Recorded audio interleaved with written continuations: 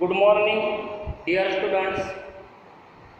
आज हम डिस्कस करने जा रहे हैं कॉम्बिनेशन ऑफ कंडेंसर्स और कॉम्बिनेशन ऑफ कैपेसिटर्स।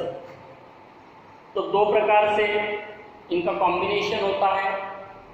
डायग्राम पहले निकाल रहा हूँ, बाद में मैं डेफिनेशन में आ रहा हूँ। ये कैपेसिटर का सिंबॉलिक रिप्रेजेंटेशन है। दो पैरेलल प्लेट्स ऐसे निकाले जाते हैं, दो पैरेलल लाइंस, और इस प्रकार से connecting leads. It is called as capacitor से आप capacity C. It is symbolic, जैसे रेजिस्टेंस होता है ना, ये रेजिस्टेंस है आर रेजिस्टेंस का। सिमिलरली ये कैपेसिटर है कैपेसिटी सी का। ये सिंबॉलिक रिप्रेजेंटेशन है उसका। तो देखो दो प्रकार के कॉम्बिनेशन होते हैं। एक को कहा जाता है सीरीज कॉम्बिनेशन और दूसरा जो होता है उसको कहा जाता है पैरेलल कॉम्बिनेशन।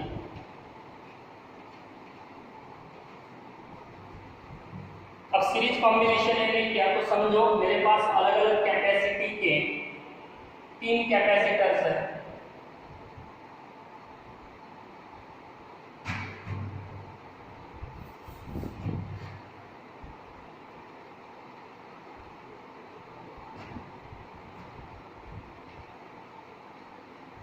ये पहला कैपेसिटर जिसकी कैपेसिटी C1 है, ये दूसरा कैपेसिटर जिसकी कैपेसिटी C2 है, और ये तीसरा कैपेसिटर जिसकी कैपेसिटी C3 है। तो जब एक कैपेसिटर के बाद दूसरा, मतलब one after the other in a continuous chain, जितने भी मुझे कनेक्ट करने हैं, इस प्रकार का जो कॉम्बिनेशन होता है उसको सीरीज कॉम्बिनेशन कहा जाता है। इसके साथ एक बैटरी कनेक्टेड होती है। ये बैटरी का पॉजिटिव, बैटरी का निगेटिव, बैटरी का जो भी potential let that is equal to V, और इसके द्वारा जो चार्ज सर्कुलेट हो रहा है दैट इज V। बाद में वापस आता है इसमें। यहाँ पे मेरे पास 3 कैपेसिटर्स है। पहले की कैपेसिटी C1, दूसरे की कैपेसिटी C2 और तीसरा C3 का, और उनको इस प्रकार से मैं जोड़ रहा हूँ।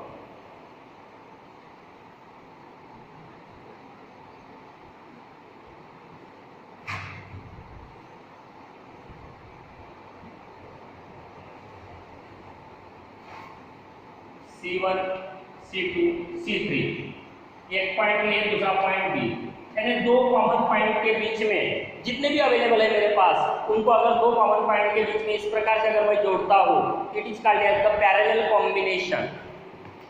One after the other in a continuous chain between 2 points, it is series.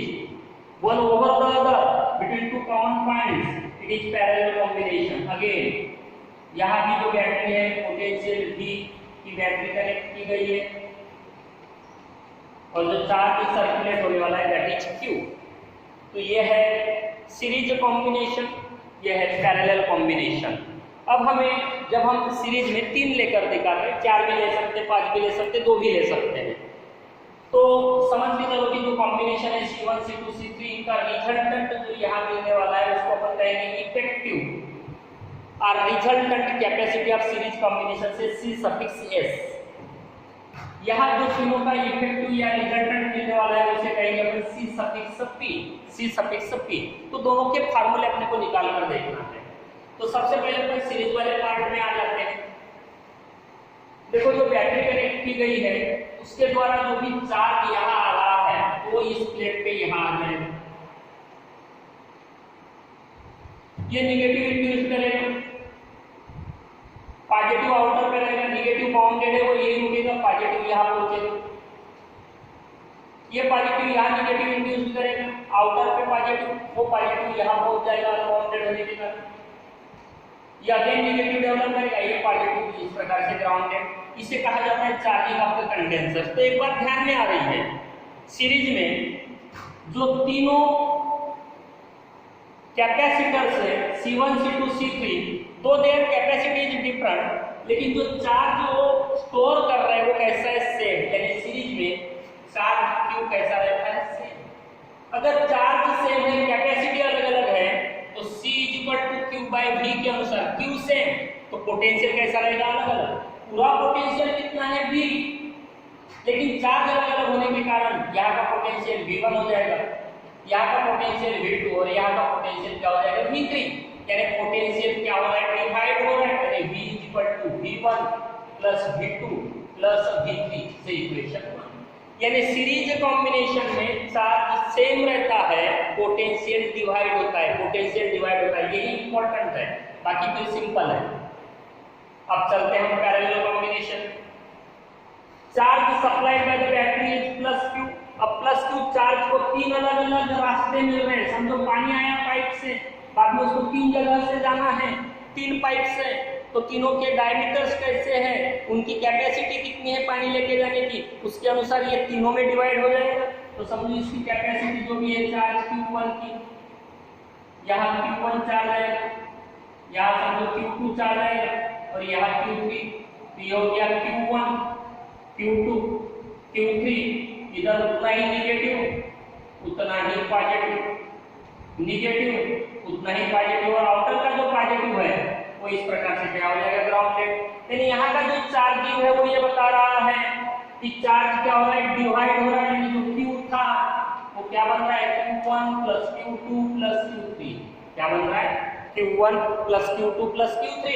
लेकिन हर बार अगर पोटेंशियल मेजर करोगे तो ये और बी के बीच में, तो C1 के लिए उतना ही, C2 के लिए उतना ही, C3 के लिए उतना ही। यानी यहाँ पोटेंशियल कैसा है, सेम है।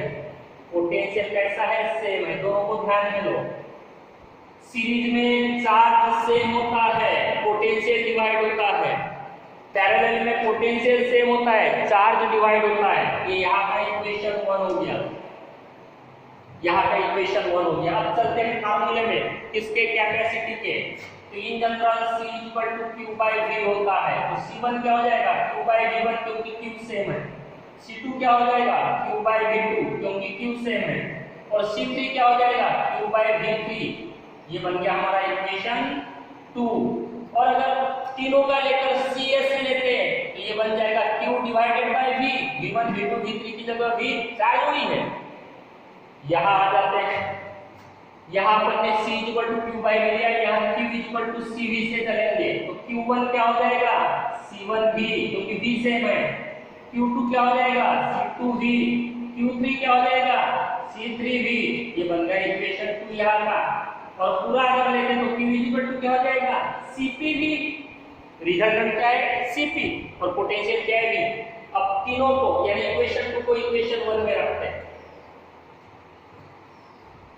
तो V इक्वल टू, V की जगह अपना V के लिए चलना है अपने को, ये V2 हो जाएगा। C equal to Q by क्या था, V1 था। therefore V1 equal to Q by C1, V2 equal to Q by C2 और V3 इक्वल टू हो जाएगा Q by C3। Similarly V equal to हो जाएगा Q बाय CS। V होना है, वही है फार्मूला, सिर्फ C के लिए लिखा था मैंने। तो अब देखो V की जगह पे Q divided by CS, V1 की जगह पे Q divided by C1, Q divided by C2, Q divided by C3 हो जाएगा। उधर चलते हैं,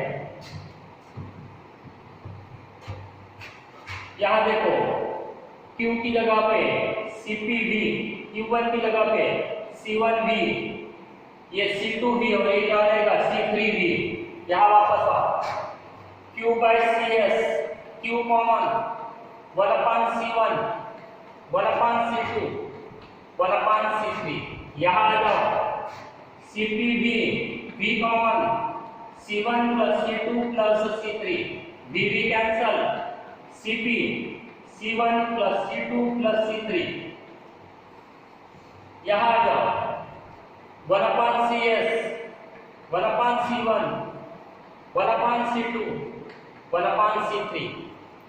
यानी यहाँ देखो जो रिजल्टेंट है तीनों का रेसिप्रोकल अपीयर हो रहा है और सम ऑफ द रेसिप्रोकल्स दिख रहा है। That means in series combination reciprocal of the resultant is equal to sum of the reciprocals of individual capacities, sum of the reciprocals of individual capacities. और यहाँ resultant capacity is equal to sum of the individual capacity, sum of the individual capacity. मतलब अगर दो की बात करें तो यहाँ C1 प्लस C2, यहाँ 1/C1 प्लस 1/C2। समझो ये 5 का है और दूसरा 2 का है तो 5 + 2 कितना हो गया 7 माइक्रोफैराड से। और यहाँ क्या हो जाएगा 1/5 + 1/2 2 + 5 / 10 इट इज 7/10। देयरफॉर CS क्या हो जाएगा 10/7 1/something। यानी देखो कौन सी कैपेसिटी ज्यादा आती है पैरेलल कॉम्बिनेशन वाली, कौन सी कम आती है सीरीज वाली। यानी अगर सर्किट में कैपेसिटी बढ़ाने की जरूरत है तो आप कौन सा कॉम्बिनेशन प्रीफर करेंगे पैरेलल, और अगर कैपेसिटी कम करने की जरूरत है तो आप कौन सा कॉम्बिनेशन प्रीफर करोगे सीरीज। समझो अगर आइडेंटिकल कंडेंसर जोड़ रहे हैं अपन n आइडेंटिकल तो 1/CS देखो क्या हो जाएगा 1/C कितने बार लिखोगे 8 टाइम्स, यानी क्या हो गया n/C 1/CS = कोई अगर पैरेलल में जाओगे तो C + C कितने बार n बार, यानी क्या हो गया NC से इक्वेशन 2 जो हो गया इक्वेशन 1। अब इक्वेशन 1/2 करते हैं 1/CS × CP = n/C × NC cancel and therefore CP/CS = n² हो जाएगा and therefore CP is n² times CS। तो ये भी इंडिकेट करता है कि CP ज्यादा होता है किससे CS से। ये n आइडेंटिकल कंडेंसर्स के लिए इस प्रकार से आप निकाल सकते हो। तो ये दोनों जो डेरिवेशन है CP और C का रेजिस्टेंसेस में अलग था, रेजिस्टेंसेस के लिए RS R1 + R2 + R3 मिलता है, वही कैपेसिटर के लिए रेसिप्रोकल होता है। यहाँ Rp यानी 1/Rp 1/R1 1/R2 1/R3 मिलता है, वही CP C1 C2 C3 मिलता है। यानी देखो दोनों इलेक्ट्रॉनिक कंपोनेंट्स के कॉम्बिनेशन का उल्टा है, रेजिस्टेंस सीरीज में बढ़ता है कैपेसिटर सीरीज में कम होता है, रेजिस्टेंस पैरेलल में कम होता है कैपेसिटर पैरेलल में बढ़ता है, ये ध्यान में रखना है। Okay, see you in the next video, bye.